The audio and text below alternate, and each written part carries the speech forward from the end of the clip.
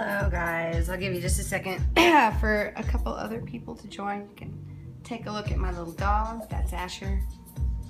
My little cat, that is Busey. And you know, we're chilling. Hi John, how's it going? I'm gonna do a business scope actually. So I'm here to talk about business today. And so if that's not what you're about, then that's cool. I know it's a little different than my usual scopes, but that's all right. I'm gonna give just another moment and then I will get started.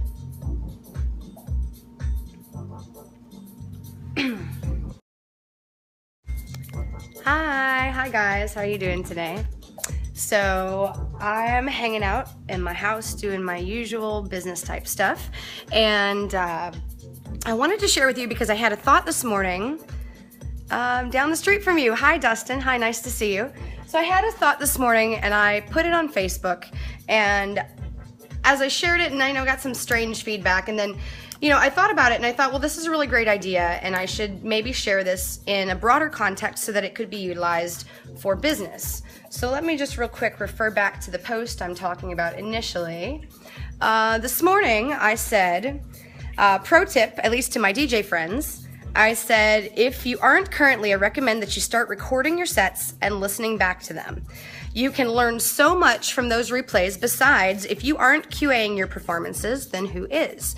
That was a question that I'd like to ask. Hi, thank you for joining. If you're joining, my name is djshannonc. I am a local DJ here out of Tampa. I do this professionally for a living. It's all I do. It's great. Business and music are my passions. And so I thought I would, like I said, jump on and share with you today a really quick tip.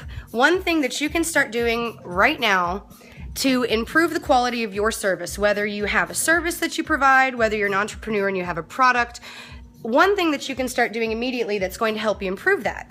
And let me talk for a minute about that. And that one thing is to check your quality. Let me speak on that for just a second. So previously, before this life, back in my corporate days, I was a trainer with JP Morgan Chase. And when I trained with them, actually, let me move to my desk. I'll go sit down over there. When I trained with them, one of the things that we would do after our students got out of our training classes is we would do quality on them to check and make sure that they had learned the appropriate skills and they were utilizing them in the appropriate context. It's kind of like checks and balances. And so when I started my business as a DJ, initially I was kind of scared to do that sort of thing, and I wasn't really sure how to apply that context, but because I'm selling my service, I felt the need to make sure that the service I was providing was the best quality possible, or at least to have some sort of way of checking or doing checks and balances on my business. For me, the way I do that is I press the record button when I do a show. Now listen, I don't press the record button when I practice, and that's actually very different from how I started. I didn't get a whole lot done, Shay. There you go. That's actually very different from how I started. When I started, I used to record all my practices and would never record my performances. The reason that I do not record my practices is because my practices are kind of like my safe time. That's my opportunity to stop the record, to mess up, to make a mistake.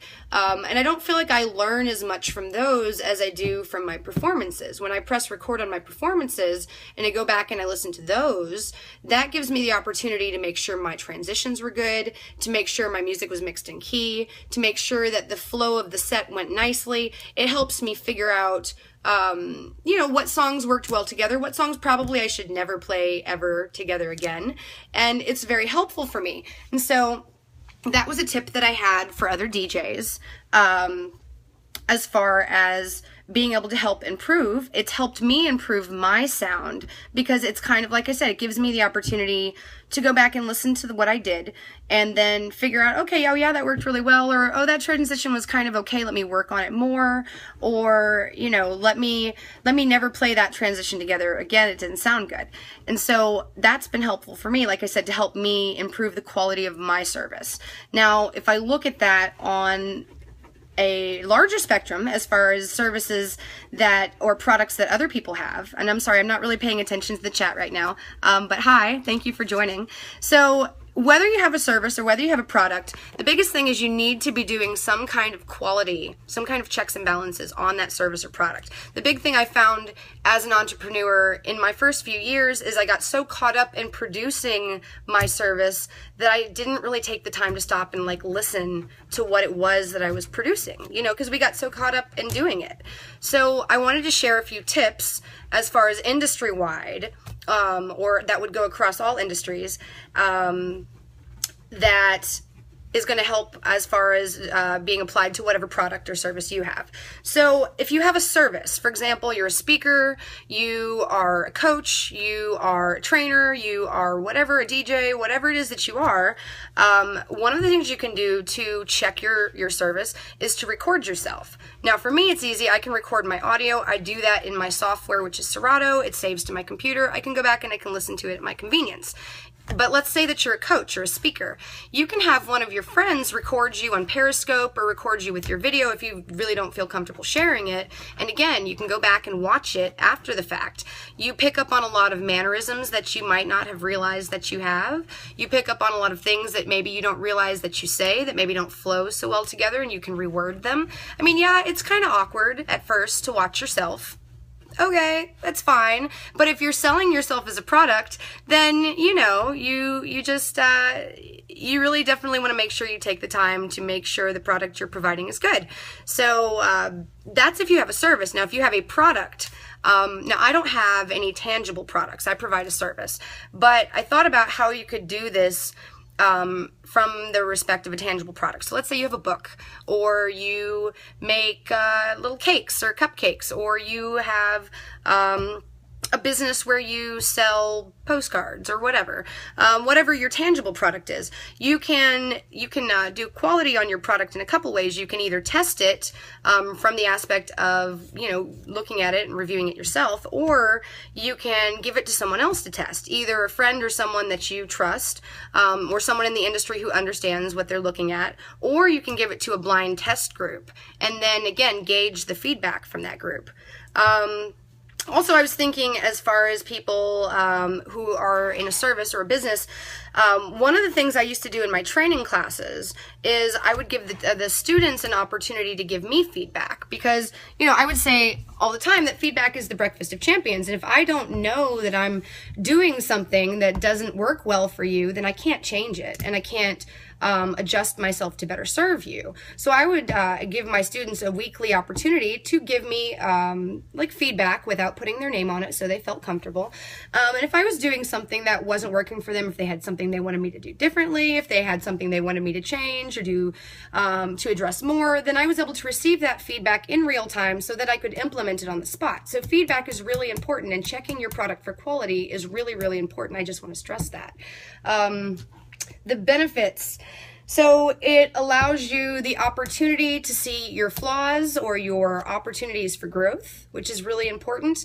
Like I said, it might be awkward to look at a video of yourself, or to make yourself vulnerable to a friend or a family member or someone you don't know to, you know, review your product, because for us, most of the time, the product that we put out, whether it be our service or, you know, our tangible product, it's our baby. You know, we worked really hard on that. We birthed it.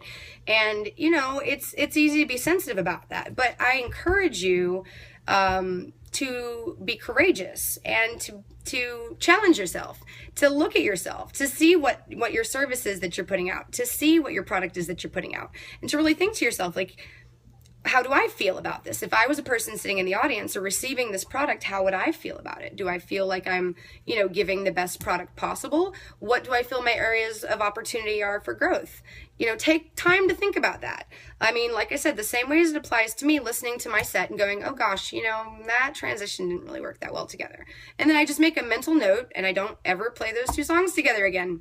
And that's fine, I fixed it. Versus being ignorant to the fact and thinking, oh yeah, I'm jamming, this is great. But really, I'm really hurting people's ears. It's not good, you know? So it's the same thing. Like I said, with any product or service, when you're creating something, it's really easy to get really, really attached. And yes, it's really important to be honest with yourself for growth. Hi, by the way, I'm so happy to see you. Thank you for joining. So like I said, it can be a little awkward, but there's a lot of benefits, because really the more you realize and the more you know about what you're doing, what you're selling, what you're providing, what you're putting out, the more you can really step back and develop it further. And that development is only going to help you, better your product or your service. It's better for you. It's better for your customers.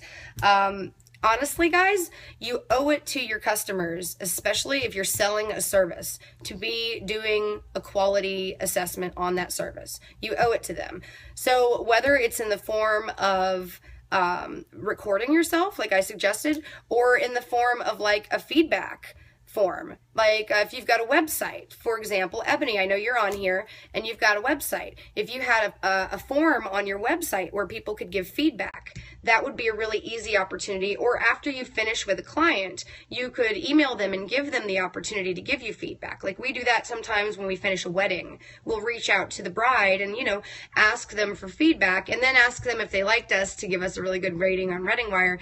That's something that we do, but you can apply that again to all practices or across all avenues. So you want to make sure that you ask your clients for that feedback so that you can receive that from them. Because again, if you don't know what you're doing that's not working for them, then you don't know how you can fix it, or you don't even know about it, you can't fix it. And knowing is the half the battle. So I encourage you, I know it's scary, I encourage you to look at yourself, look at your product, look what you're putting out, take a step back. If you feel like you're too close to it, by the way, because I do that a lot.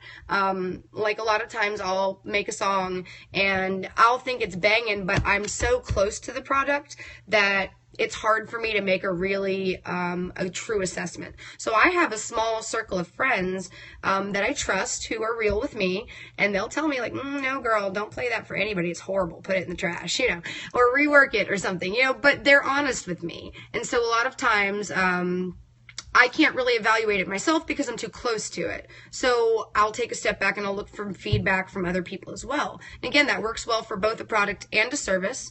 You could, if you're providing a service, you could have a friend give you feedback. Like I do trivia shows sometimes to implement my DJ schedule. So I could have a friend of mine come out to a trivia show and say, hey, just watch me. If I have any weird mannerisms or anything that's kind of strange, just let me know, And that's a good way for me to get real-time feedback. Or like I said, recording my DJ sets. And you can keep that personal. Like someone commented on the Facebook post that I said, oh, well, that's just a good way for your haters to like stay up on what you're doing. Well, no one said you had to release the sets you recorded to the public. I can listen to those myself, and it can be just between me and myself, and if I like them, I can release them. And it's the same thing for you. If you record yourself, you're not obligated to release it to the public. Now, I wouldn't recommend Periscope as the medium to do it if you don't want others to see it, but you can utilize your video on your phone. You can utilize a lot of different methods, like I said, to privately gauge yourself or your service so that you can do a quality assessment. So, I know I've taken a lot of your time. Thank you very much for tuning in. It's like I said, it's a very different scope than I usually do. Like I said, I want to stress that taking the time to do quality on your product or your service is only going to help you grow your business and grow your product and grow your service. It's only going to help you step it to the next level. So do take the time to do that, even though it's awkward. And like I said, thank you very much for taking the time to tune in. You can catch me on the feedback. I'm still working out my catch.me account. I don't know if I've got that set yet, but you got 24 hours at least if you want to listen to it again or share with your friends. And like I said, thank you so much, guys, for tuning in. Bye from Florida. I'll catch you next time. Have a